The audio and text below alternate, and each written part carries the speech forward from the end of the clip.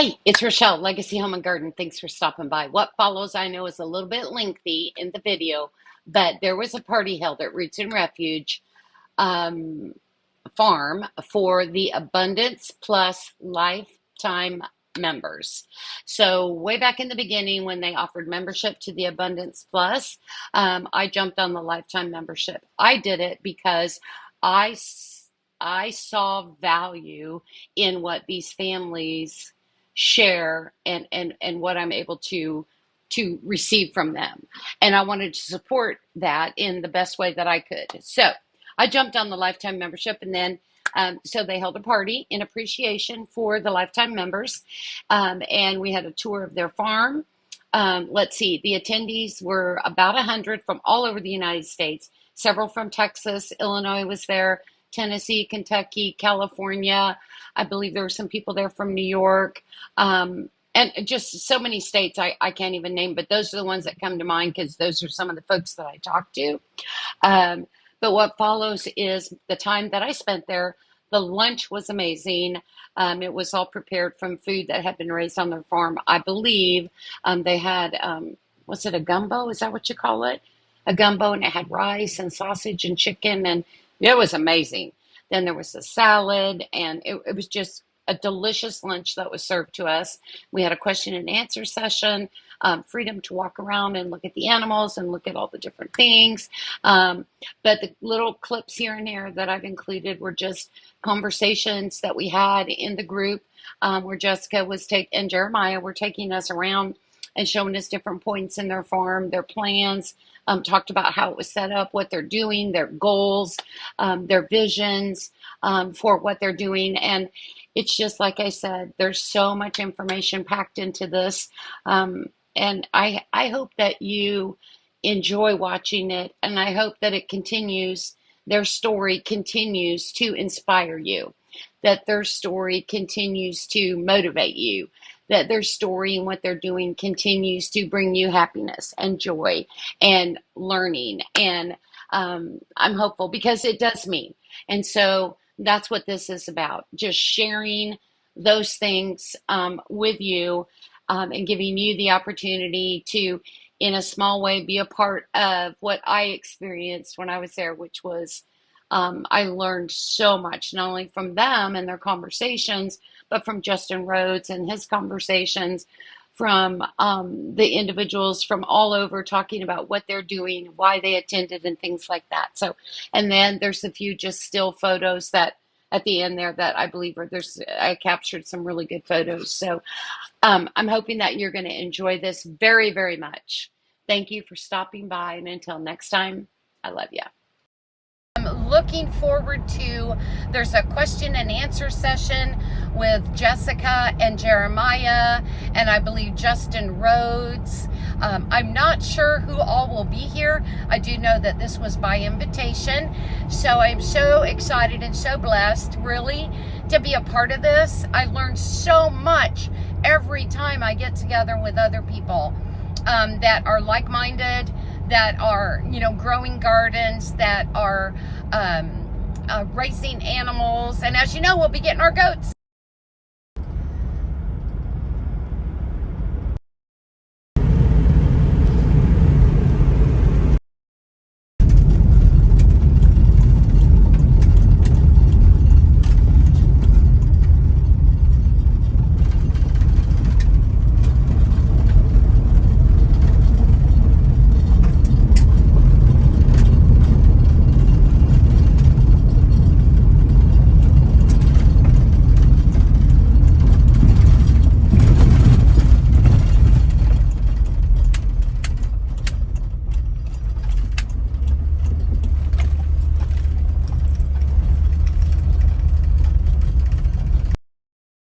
Hi, Bear.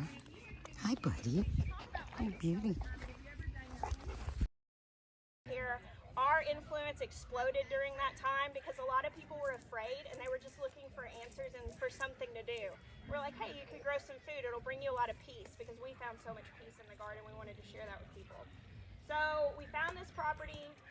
Jeremiah flew out here at the end of 2020 and bought it. I hadn't even seen it, so that was a big trust move. right there. And then he brought me out last April to look at it. Went back. Sometimes when you have a dream, you have something that you know you want to do, but you have no idea how to make it happen. The best thing you can do is just the next thing that's in front of you. For us, that was paying off debt. It was remodeling our house. It was continuing to make videos. We really tried to push the door open ahead of time. That doesn't work. And it turns out we were exactly where we were supposed to be in 2020 when COVID happened, because we were in the perfect position to teach people how to garden. And had we gotten out here early, we wouldn't have had a garden to show people. So we knew that that's where God had us. We made the announcement that we were selling our house in Arkansas to our friends. They went ahead and listed their house for sale, and then the market went bonkers. I've talked to several of you today that are like dealing with being in the limbo of that. And we were like, what are we gonna do? And I remember this one particular day, my dad got diagnosed with cancer. You know, my house was sold. We didn't have anywhere to live here. Like, we'd already registered our kids in school. Our kids' school is right down the road. Several of you might have passed that. It's a tiny little school. And we're like, we're moving. We don't even have a house. And we can't make any movement on our septic. We were like hitting all these walls. Everybody's telling us everything is back ordered. And we were like, what have we done? We're nuts. Like, we've told the world we're doing this. We don't even have a house. We're supposed to move in 3 months. Like, what are we doing? And we sat down at the dinner table one night, and we were stressed, man. It was rough. And our kids were like, hey, what's wrong? You know, what's going on with you guys? And I looked at Jeremiah and I shrugged, like, what do? Do you tell them the truth? Do you try to protect them from your stress? What do you do? And in that moment, we were like, guys, man, we're just juggling all this stuff. We're trying to make this move. We're trying to make good decisions. And we're having a hard time. There's a lot of things going on. And Toby, I don't know if he's over here, he goes, well, have you even prayed about it? And we were like, obviously. But you know, it's one of those things, like when your kid says something like that and you're like, well, why don't we do that right now? So we like pray together as a family, and we're like, we literally always say is we're like, God, we need help. We need help moving forward. We believe you said this, we need help. So like 15 minutes later, I pick my phone up after we're done with dinner, and I have a message in my inbox. I don't know, is Will over here? I don't think he's over here. He's around here somewhere. He was on the four-wheeler. And it's Will Kunkel, who works for DHEC at the time. And he's like, hey, I permit septic tanks for the state of South Carolina. I'd love to help you. And like our next step we were hitting walls on was a septic tank. So within 2 days from praying, we had our septic permit done. His boss let him come out here and do it. All of the roadblocks we were having fell over. The house, you know, the owner of the lot called and said, I'll sell you this lot model, and it just fell into place. And so it's one of those things, like I tell people, if you're in that waiting room, I get it. We waited 3 years to be able to get here, but when it was time, it was time. I have no doubt that this is the land we were waiting for. We feel so much peace here. We love it here, and I hope that you guys get to come onto this property and feel the peace that we feel, because it's really only wonderful if I get to share it with other people. So Will actually now works for us and helps with the gardens. I would not be able to do all this gardening if it weren't for him. And that's what we are really working in with setting up rotational pastures. That's this year. We are downsizing. We're getting rid of our goats, which is kind of like a sad thing. But it's good. They're going to homes where they're going to provide milk for families and be appreciated for their value. It's hard to have goats that are not dependent on chemicals, and these goats they aren't, because we've worked to that. And so I hate to just put them in the woods to make them brush goats. But once we get the goats off the pasture, we're going to start building the paddocks for rotational grazing, and really working that everything that's living on this farm, their whole value is being harnessed and used on the farm. So that's very permaculture minded, because permaculture is the study of the relationship of living things. So we have to look at our part of the relationship and theirs. So big influence. It was definitely the time for us to get into that. Those birds seem not like us. Y'all, those are the diddle bears. They're so mad. They're like, hey, there's a nest over there. There's probably more nests, but they're... Oh, the drone? I think it's because of the drone. Yeah. So Jeremiah and the Noahs specifically, and Wes, they worked so hard. It's so cool because it's actually not done. There's going to be like a chandelier, this really cool something in your mind and then you see it in real life. I don't know if you guys have ever experienced that. Oh, yeah. It is one of the most emboldening things that could possibly happen, because knowing and seeing something in your heart and your mind is one thing, but then knowing that it's possible is another. And so this is such an example of that for me. You can see in the front here is the start of what will be a cottage garden. If you look closely, you'll see a lot of Bermuda grass making its way up, and it's probably going to be a battle till everything gets established. But this is kind of going to be the anchor point for this garden as a whole. We are going to build raised beds around this and build like just this kind of beautiful sanctuary of a potager garden that's going to grow a lot of food, but also a lot of beautiful things.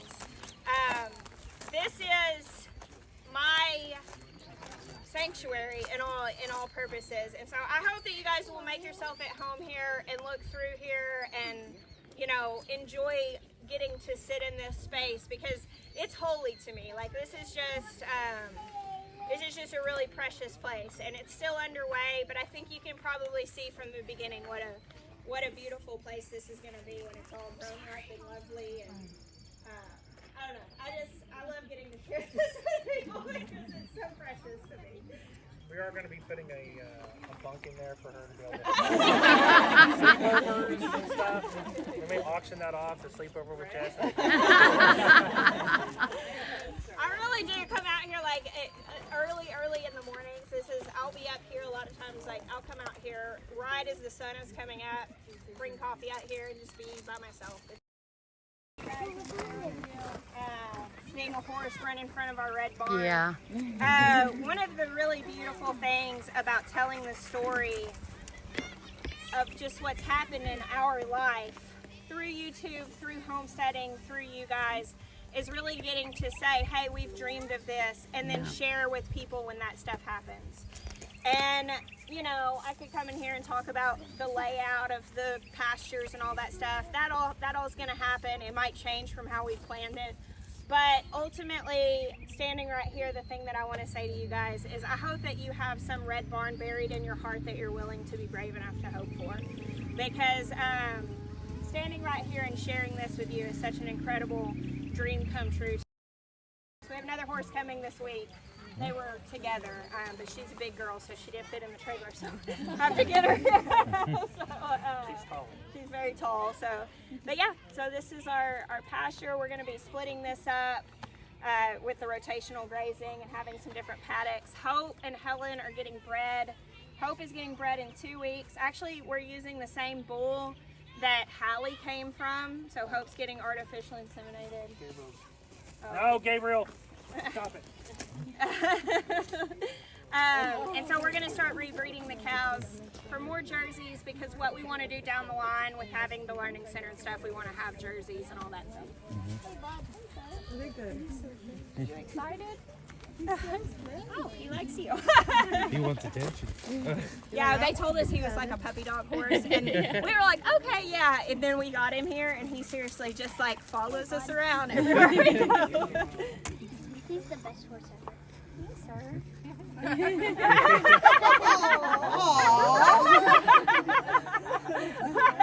He likes you.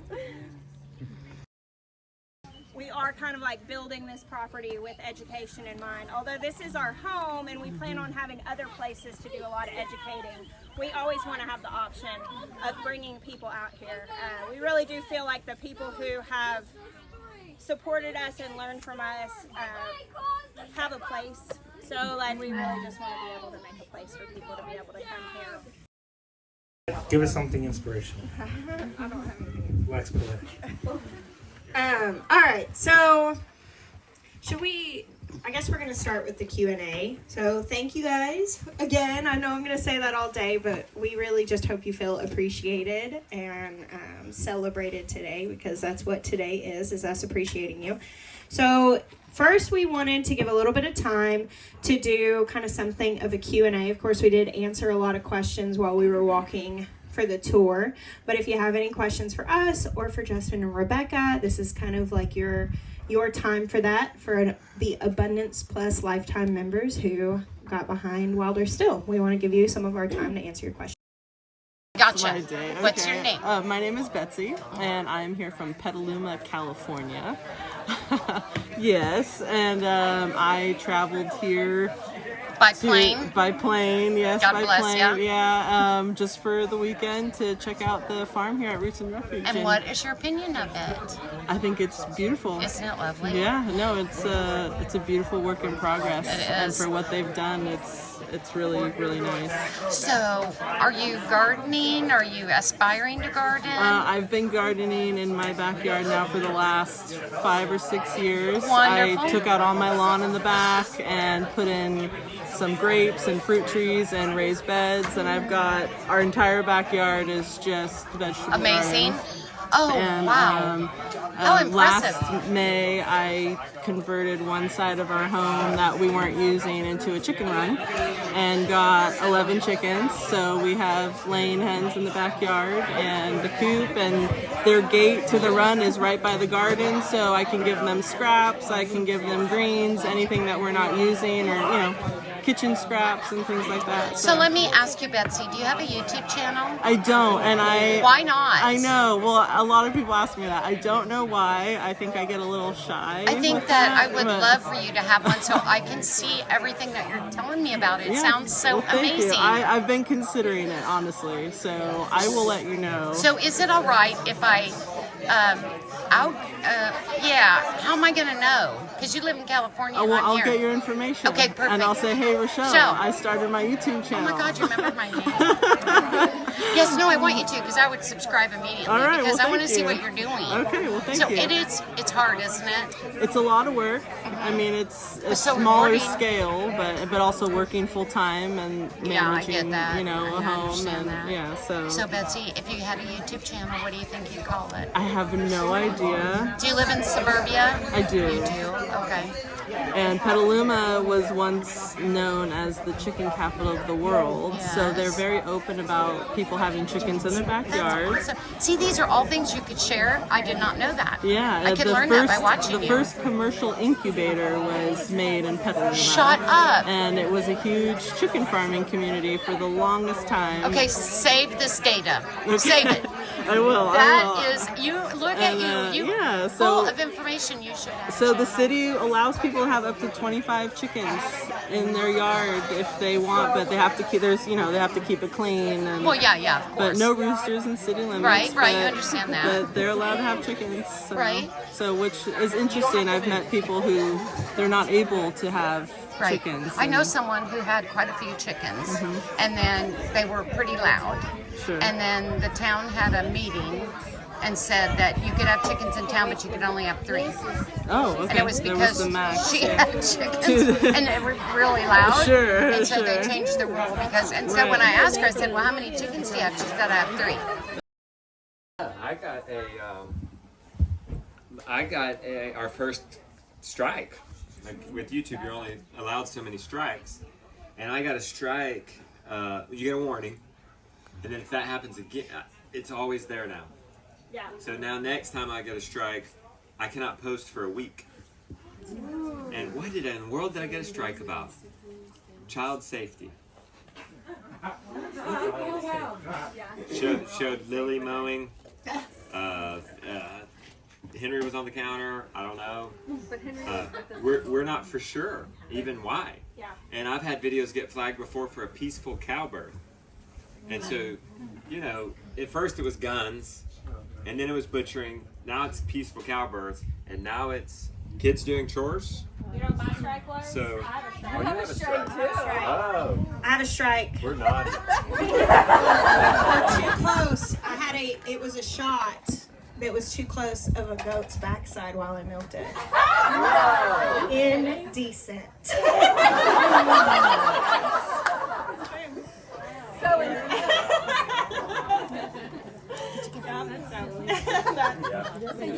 That was my flag.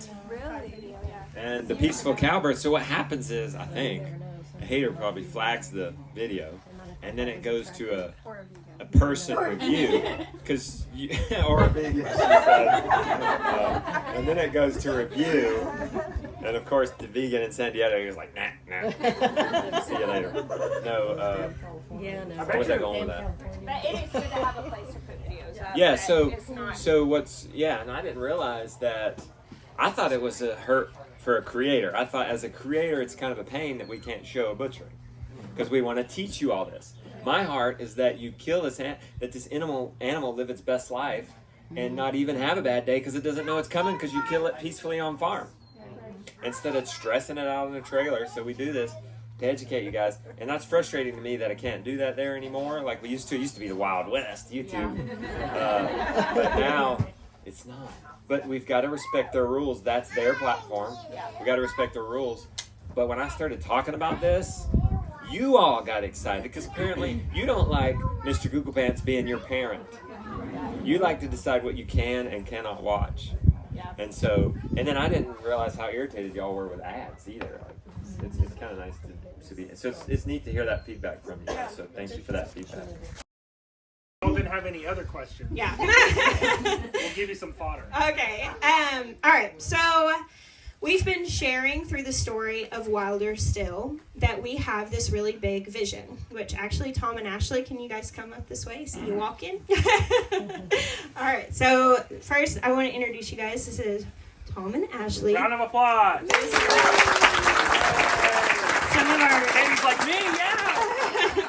So here's some of our very dear friends who are actually our business partners in the businesses that we're getting ready to open in downtown Batesburg, South Carolina. So while you're here visiting, you can go down there when you pull into Batesburg. It's on Fulmer Street. If you put B&L Gym in the GPS, if you want to go by and see it, it's the building right next door. It's empty. It was a hardware store. And we have purchased this building as well as the buildings behind it that are going to be a store called the Carolina Homestead Exchange, which is a brick and mortar homestead supply store where you can come and get chickens and all the chicken stuff you need, all of the kinds of things that you would need for homesteading, like cheese making and dairy supplies and garden tools and seeds and cast iron and sourdough stuff and all of the wonderful tomato plants. We will definitely have those. Rebecca knows what's important to us. All of that stuff that we hope to be a community hub where we're also going to be kind of launching out the early stages of our education endeavors, which is going to mean lots of classes to do all of these things. We're going to be hosting quarterly events there, like plant sales and like harvest festivals and all kinds of stuff. And right now we are looking to launch these next spring. It's kind of what we're aiming for, and it's going to be in conjunction with the farmers market that's also going to take place down there. So I know a lot of you guys are not local. Some of you are, and for the local people, this is really big news. But we really hope that you guys will be able to come back at some point and take part with us in this. So right now we're kind of in the early stages of the permitting and all of that stuff, doing all of the design and everything, but it's super exciting. Do y'all have anything you want to add to Woo! that? On the spot? Inspire us.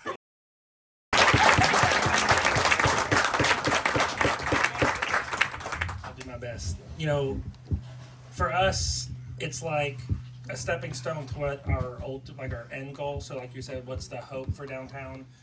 It's to jump off into more regular education. And like you said, you go to a conference and you can try and gather a bunch of information, but like the format for us has not been I don't feel like it's as effective as like having a course that you may come to multiple times, you know, to actually and get hands-on. So like, you know, when Jessica's saying like sourdough, like we're going to put in a certified kitchen in the classroom, and like you'll come and like you'll physically make the sourdough, bake it, take home your loaf, your sourdough, your baskets, all the tools, and that's like what you leave with in the class. So you get like the confidence of doing it once and all the stuff you need to go home and do it again. And like that format for us is like, for us, we feel like it'll be the most effective because then you also have like that confidence boost. It's almost like when you first started gardening, which Jessica still does this every single time.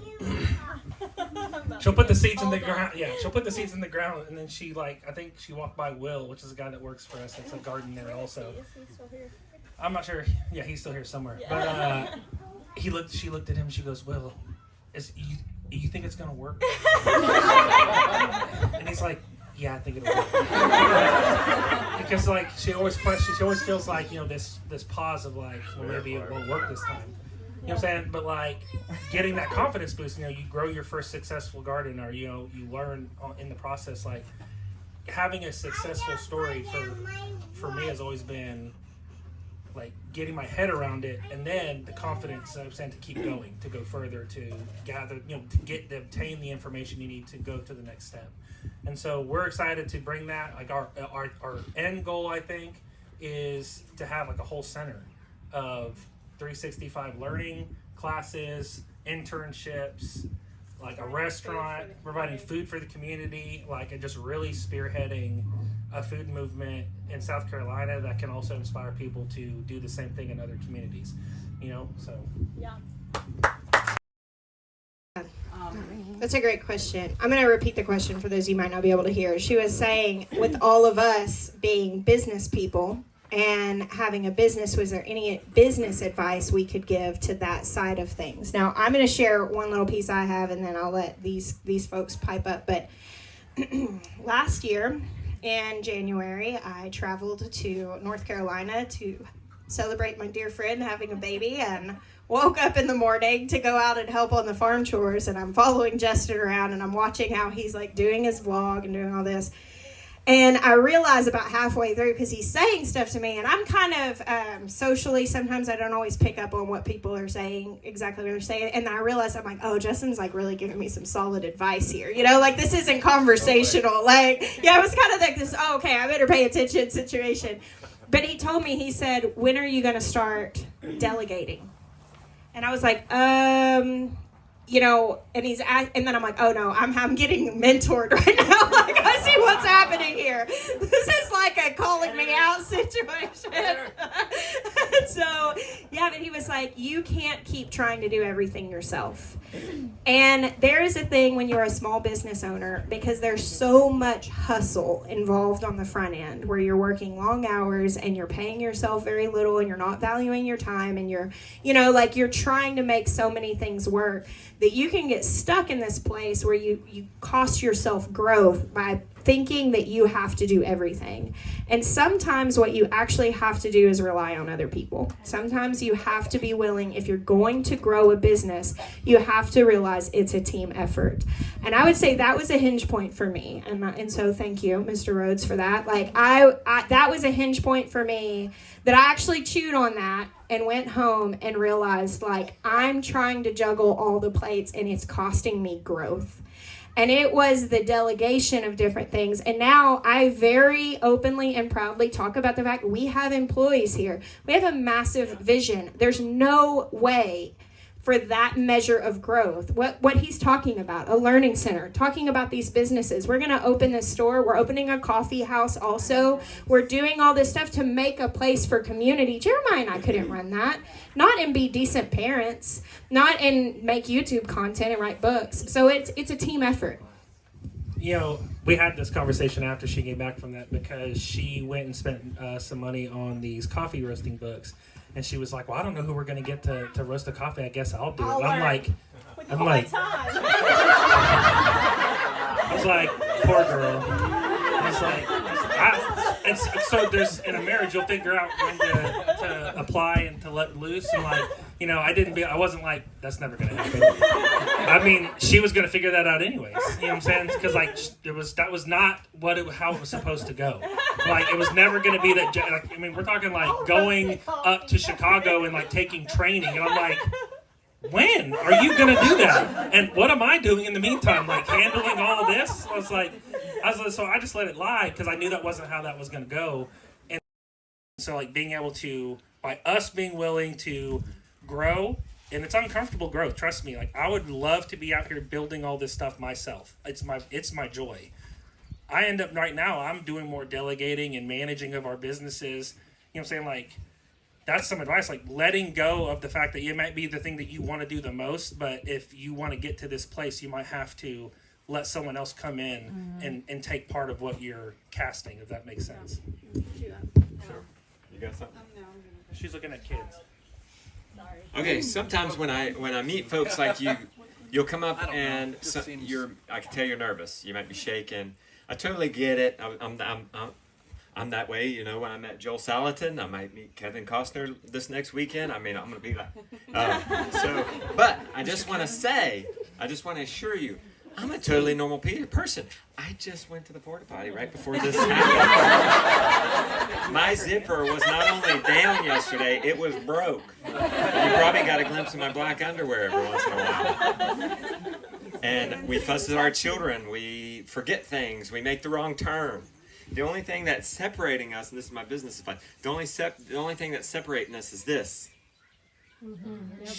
Sharing your life. And the future's here. If my grandpa, who ran the farm, realized the power I have in this hand, he would just be blown away. Yeah. And I know we want to say, oh, it's evil and it can be addicting and it's got the iPhone or whatever. It can be a very powerful tool. Mm-hmm.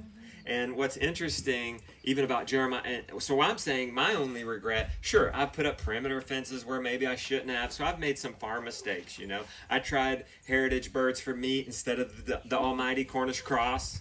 I did all these things, right? But the biggest mistake was not documenting earlier and sharing my life, and not necessarily, because it could be a fruitful business. I don't sell eggs. We're about to sell some pork, but I don't need to. I don't sell beef. I don't sell a farm product. My number one farm product is educational, entertaining content. Mm-hmm. Now, you start documenting what you're doing and choose your passion. Do you like to talk and interview people? Start putting out podcasts. Do you just want to tell your story? Do you just want to make beautiful short videos? Then your Instagram. You know, if you want to make longer form, YouTube. It can be instructional. It can be follow along. Where's Jesse at? Jesse's here, and a lot of people think, and there's 100. Apparently, there's like, I thought there was only 100 homestead channels, but there's like 100 in South Carolina. There's a lot. Okay. There's not room for more. There's plenty of room for more because why? I thought he was vlogging. I thought Jesse was vlogging. He was actually vlogging for you. Yeah, that's he does vlog also. But then there's his he's camera. vlogging over there. Okay. So he's starting talking about being himself and finding what he likes to talk about and do, and you don't do that until you're scared at first. It's weird as a homesteader to do selfies. That's just not what we're about. But you do that, and it could turn into an amazing career. But you know what it'll definitely do? Even on a small scale. You don't have to get to 1 million subs or whatever. Do you notice what's happened with Jess and Jeremiah? They're meeting people and building this community in a whole nother state. And it started with people who have seen your channel, right? Yeah. I mean, there's some, like neighbors that you go out and meet. So that's it. And if nothing else, it's a journal. Yeah. Rebecca, when are we supposed to butcher these? She did it right before. When are we supposed to harvest these sea monsters? Go look it up on our blog when we got that. And so at first, you know, for us, it's why we did it. We were going into the content creation business, and YouTube was the hot thing. But what happened was people would make comments, people would email, we'd invite them out. That's how we met y'all. Yep. We had a hornworm problem. Well, we didn't know it was a hornworm problem. We just go out in the morning and our Rebecca's beloved tomato plants are just nothing but stem. Mm-hmm. And one of you lovely people said to us, oh, you got to go watch this video over at Roots and Refuge.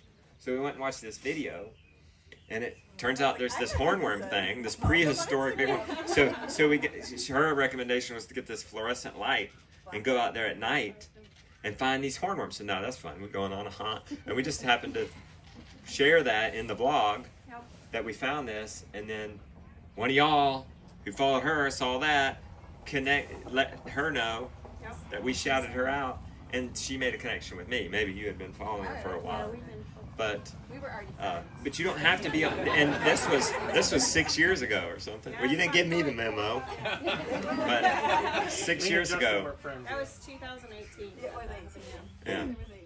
So yeah. 4 years. So document for a possible career, but you won't feel so crazy because you'll find this community online that will follow you, and you do have to just be yourself. And as far as turn it into a business, and people say, well, I couldn't handle the comments. Well, don't read the comments. Yeah. And don't let that hold you back. Because sure, that sucks, but a 9 to 5 sucks worse. Because if you're not working for your dream, you're working for somebody else's dream. So there's a bad in either situation. So just embrace the suck and go with the least worst one. Because it's all gonna suck. Make a T-shirt. Beat that, tomato queen. Embrace the suck. Do you have any business advice that you'd like to share? You know, Tom's dream was to have millions of chickens. I'm close. I'm close. I only have 3,000 in my garage. Yeah, That's not a joke. that seems normal. This is why we don't travel. The same. I'm going to reiterate what Jess said. Is that you have to have people. You only get so many hours, and that's the truth. And nobody can work 24 hours a day, all day. You burn out. We're a small business too. I literally wear way too many hats, and that takes me down. It takes my wife down. It takes my kids down.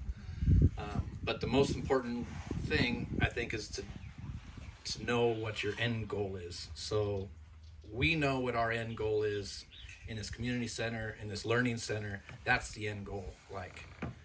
So what are we doing today that's going to bring us closer to that? So and that's it. So we have a goal. We have the vision. So all of these little steps, they kind of line themselves up. So we have to do this thing to pay for that. We have to do this thing to pay for that.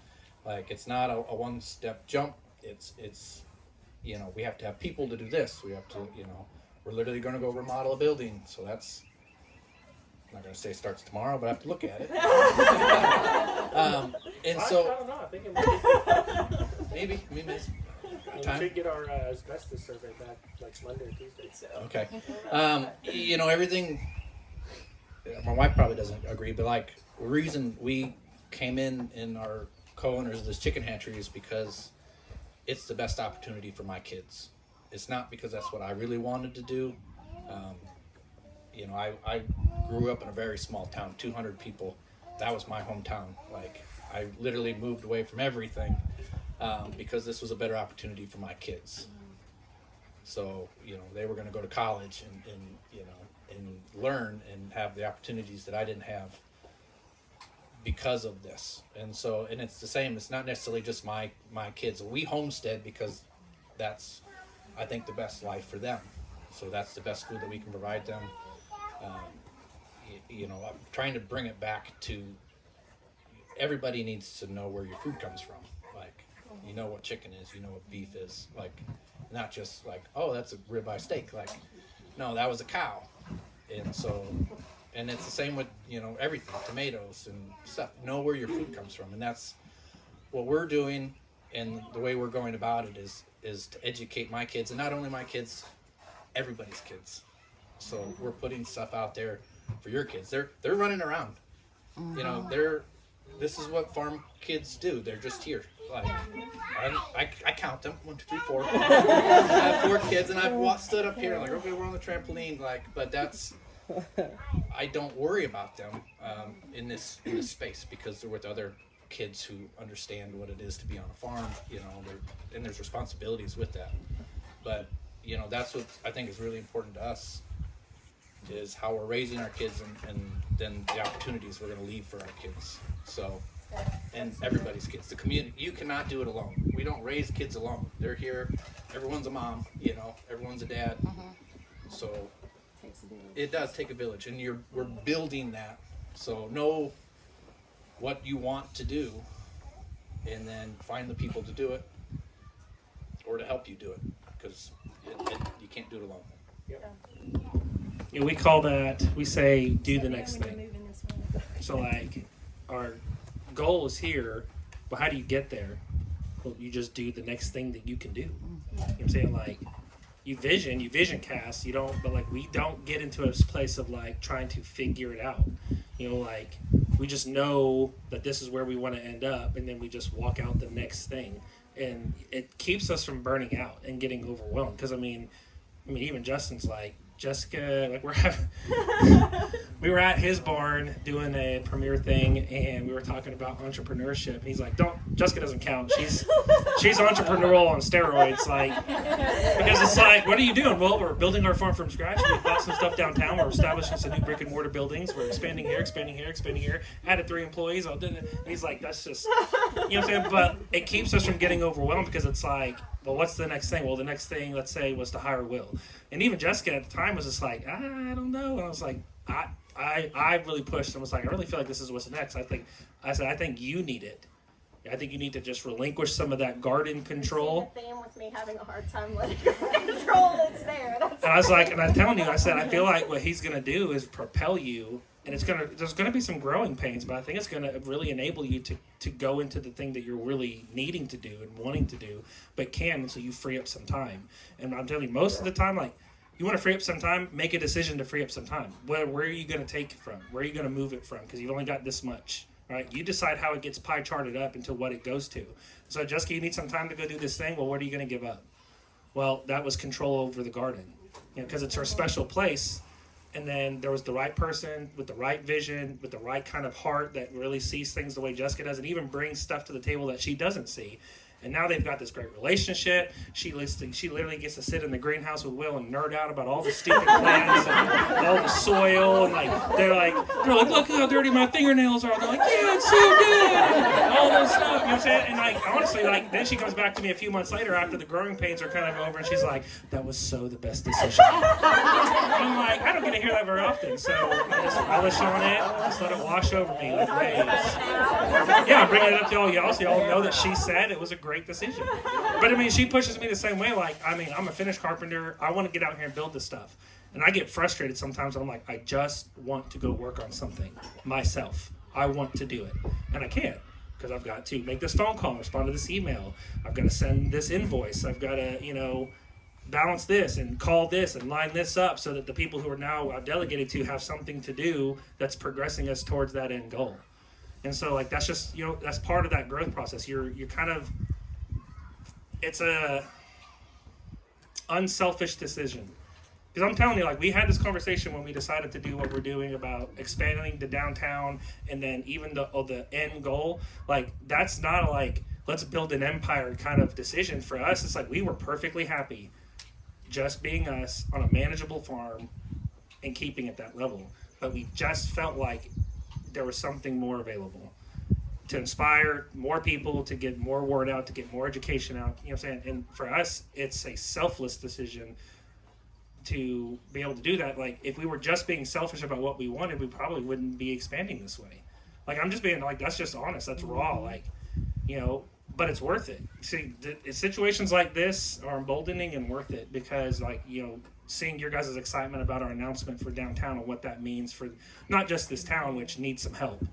Like, I don't know if you went to downtown Batesburg, but it's not really a looker right now. We're hoping to, bring that up and inject something into that town. But then also just what it means for the community, the homesteading community at large.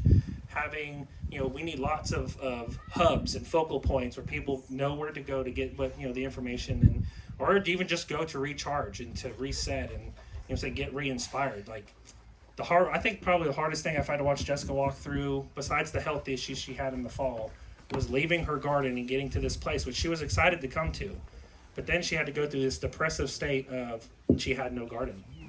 Like, that was hard. You know what I'm saying? Like, she had that sanctuary space was gone, and she knew we were rebuilding it. And we had these conversations where it's like, I know it's coming, but it's not here now, and I feel sad.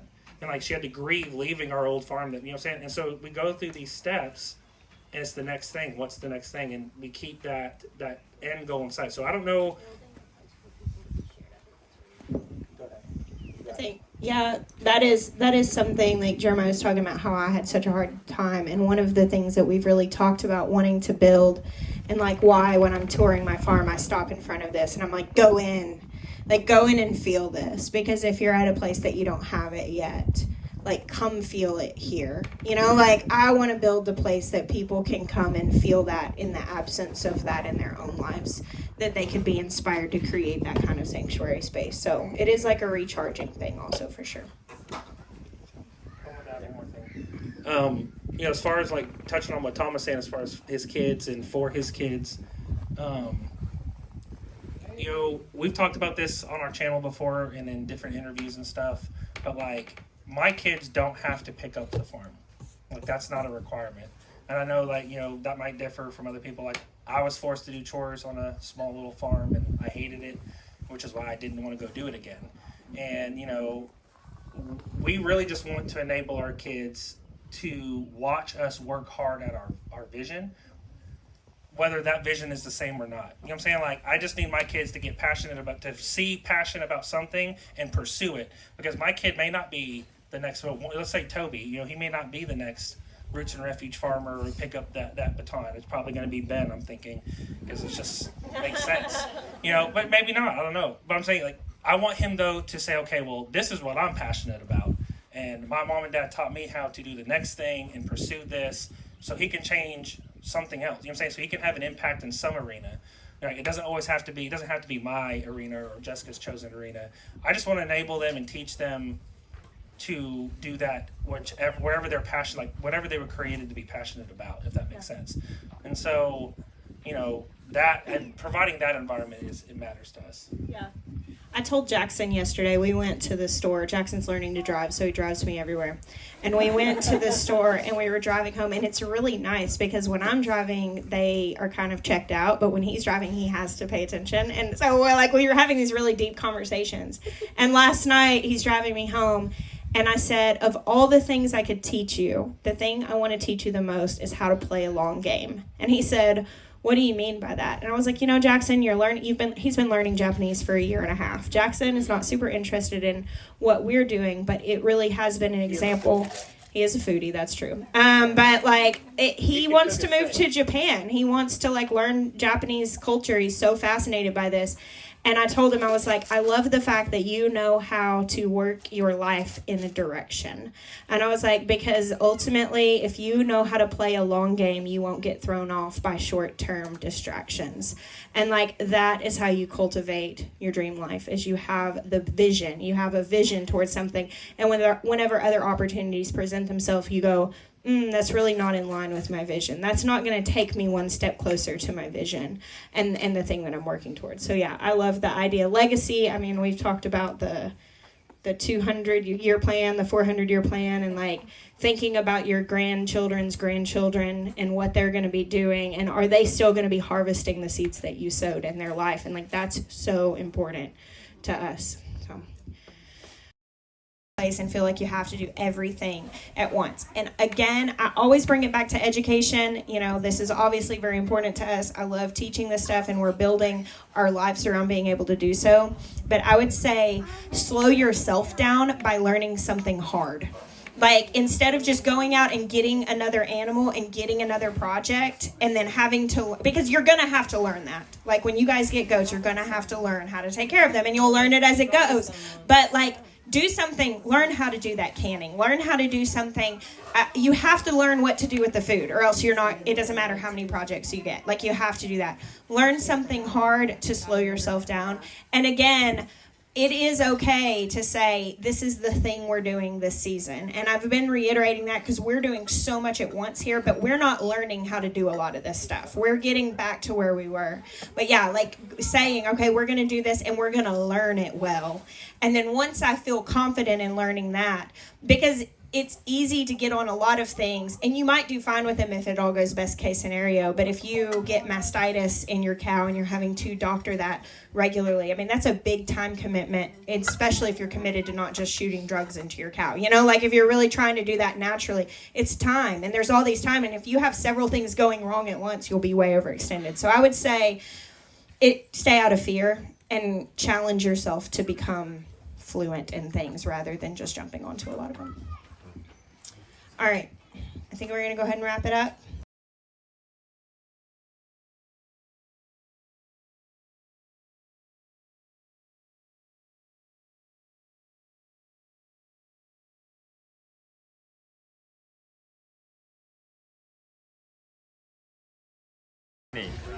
Sorry. There you go. My name's Rochelle. No, you're gonna spell that for me.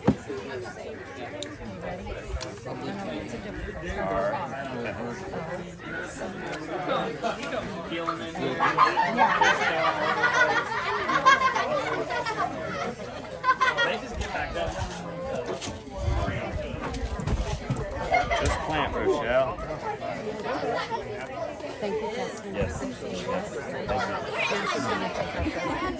Oh, let's do it. That's Frederick.